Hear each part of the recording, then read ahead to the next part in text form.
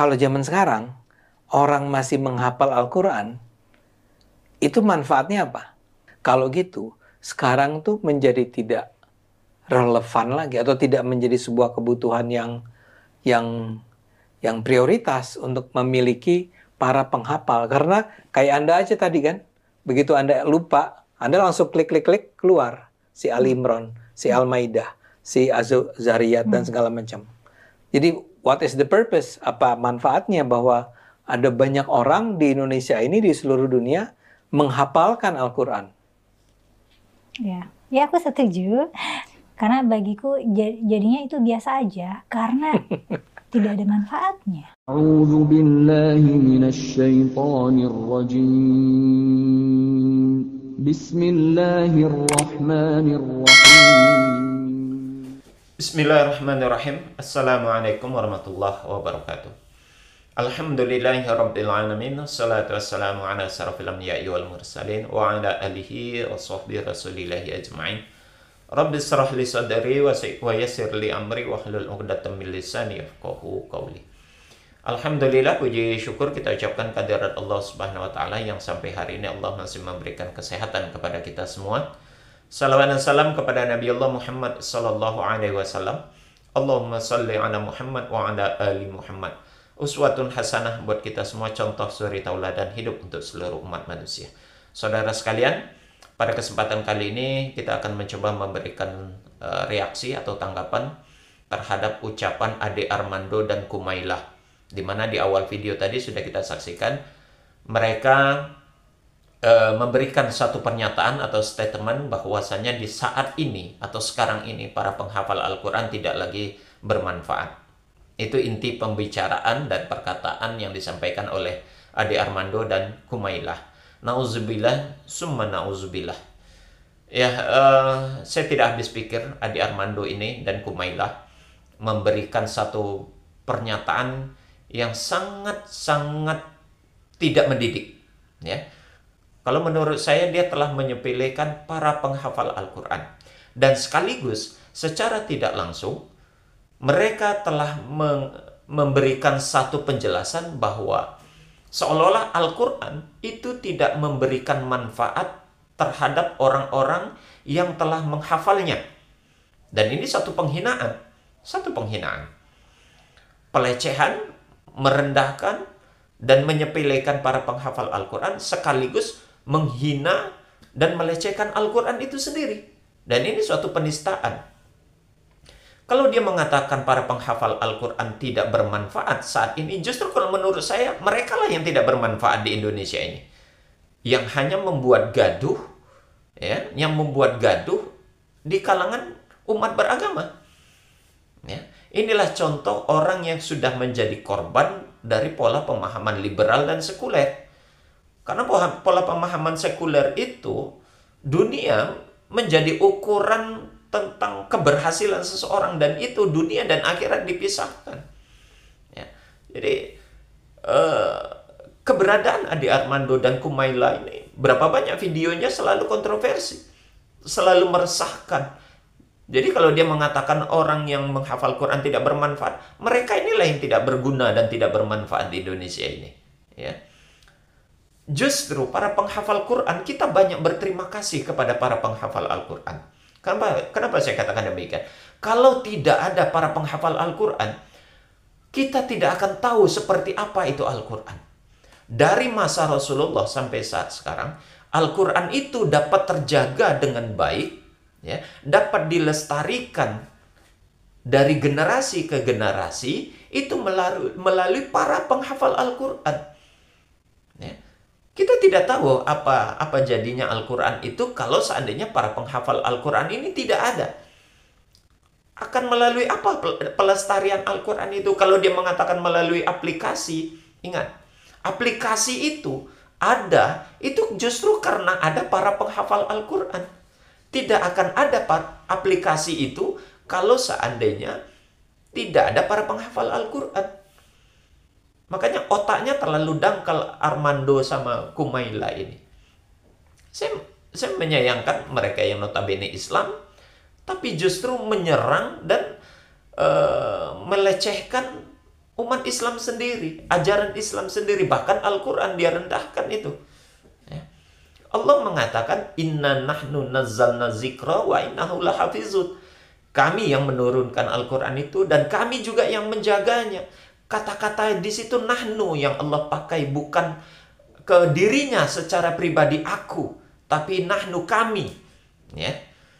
Kenapa Allah katakan kami? Karena kata kami itu menunjukkan jamak yang di dalamnya salah satunya adalah para penghafal Al-Quran.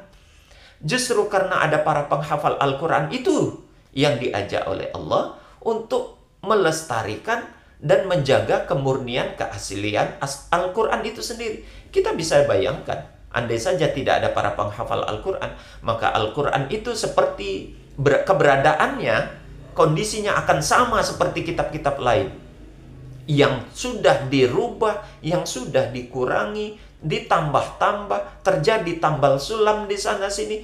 Itu disebabkan karena apa? Karena tidak ada di antara mereka itu yang mampu menghafal kitab sucinya. Sehingga dengan mudah kitab suci mereka itu dirubah-rubah, dikurang-kurangi, ditambal sulam. Ya. Itu resikonya kalau tidak ada yang hafal kitabnya. Nah, adanya penghafal Al-Quran ini justru menjaga, memelihara, melestarikan Al-Quran itu sendiri. Ulama-ulama itu terdahulu, mereka penghafal Quran untuk menyampaikan Al-Quran itu sampai saat ini. Kalau saat ini tidak ada para penghafal Al-Quran, tidak menutup kemungkinan di masa yang akan datang, Al-Quran itu tidak akan terjaga dengan baik. Itu manfaat besar. Di samping para penghafal Al-Quran itu mendapat tempat di sisi Allah, jannahnya Allah yang istimewa. Jadi tidak semua manfaat itu dapat dilihat sekarang. Ya, Ade Armando, Kumaila, coba buka matamu itu, coba buka otaknya, berpikir dengan benar. Ini katanya dosen, doktor, tapi pola pemikirannya tidak jauh berbeda dengan anak SD, anak TK. Kasihan ini kalau dosen, kelasnya dosen begini, bagaimana dengan mahasiswanya ini? Ya, Ade Armando itu kan dosen. Begini kualitas dosennya. Lalu bagaimana tuh mahasiswa-mahasiswa yang diajarkan oleh Ade Armando? Kalau dosennya saja, otaknya saja sudah nggak benar begini. Sekali lagi ini pelecehan, ini menghina para penghafal Al-Quran, sekaligus Al-Quran itu sendiri telah dilecehkan dan telah direndahkan oleh Ade Armando dan Kumaila. Ya. Di samping itu Rasulullah juga mengatakan, khairukum man ta'allama Qur'an wa 'allamahu. Sebaik-baik manusia di antara kamu adalah yang mempelajari Al-Quran lalu mengajarkannya kepada orang lain. Nah, para penghafal Al-Quran itu termasuk di dalamnya itu. Mereka orang-orang yang terbaik di mata Allah. Mereka yang terbaik, derajatnya tinggi. Mereka yang memiliki kualitas yang baik.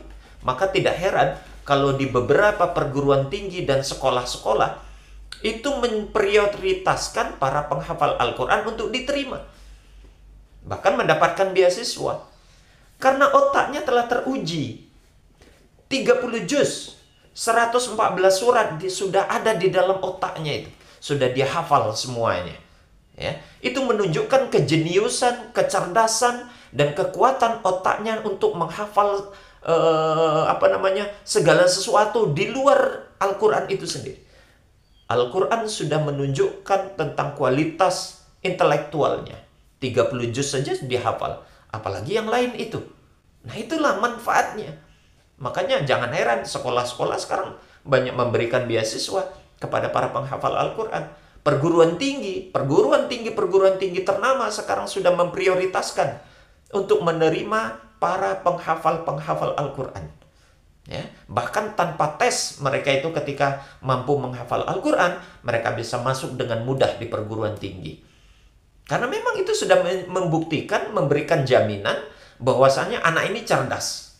Jadi kecerdasan itulah salah satu manfaat dari dia menghafal Al-Quran. Belum lagi kemuliaan, belum lagi pahala, belum lagi derajat di mata Allah, belum lagi hidayah yang Allah berikan, dan banyak manfaat yang lainnya yang dia terima. Makanya buka pikiran yang benar itu Ade Armando dan Kumaila. Tidak selamanya manfaat itu berbentuk materi, tidak selamanya manfaat itu dalam bentuk duniawi. Tapi manfaat itu ada halnya nanti yang lebih besar, yakni ukhrawi, akhirat. Demikian saudara, semoga ini bermanfaat dan menjadi iktibar bagi kita bersama. Mari sama-sama kita usahakan seluruh umat Islam agar dapat menghafal Al-Quran. Dalam kata-kata Iqra, bacalah, kata-kata bacalah itu banyak mufasir memahami.